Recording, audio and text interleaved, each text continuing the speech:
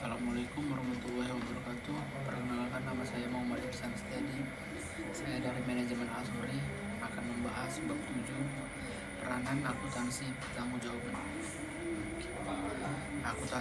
Akuntansi pertanggungjawaban adalah jawaban akuntansi manajemen terhadap pertanggungan umum.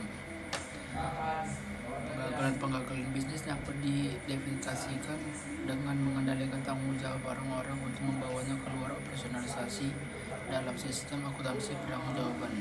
Presentasi diukur dengan membandingkan antara hasil sesungguhnya dengan budget atau standar.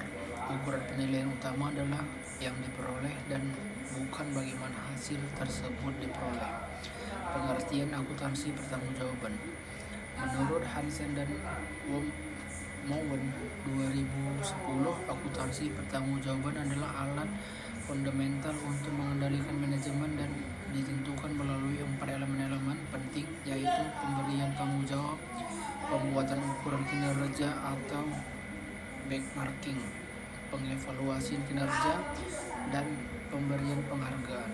Sedangkan menurut Charter 2009, suatu bagian organisasi menunjukkan posisi manajemen utama dari suatu entitas, membantu untuk mengidentifikasikan wewenang, tanggung jawaban, dan akuntabilitas, serta penting dan mengembangkan suatu sistem akuntansi biaya yang dapat memperoleh tanggung jawaban dari para individu.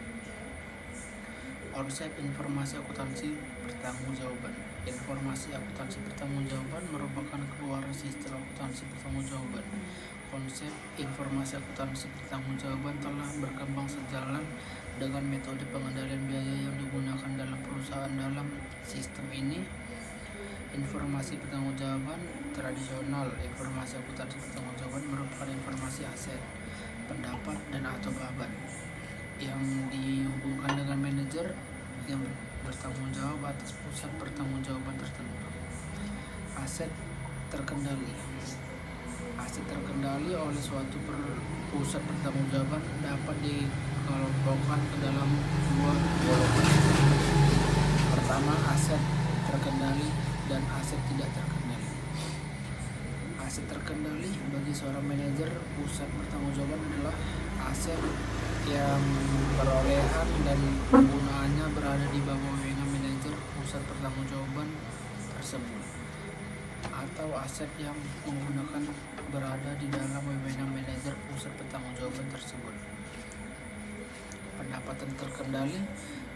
Pertanggungjawaban mendapatkan yang diperoleh suatu pusat pertanggungjawaban tidak terlalu sulit melaksanakannya karena pendapatan mudah diidentifikasikan serta manajer yang bertanggung jawab untuk memperolehnya.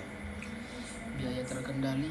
Untuk memisahkan biaya ke dalam biaya terkendali dan tidak terkendali, pada kenyataannya seringkali ditemui kesulitannya.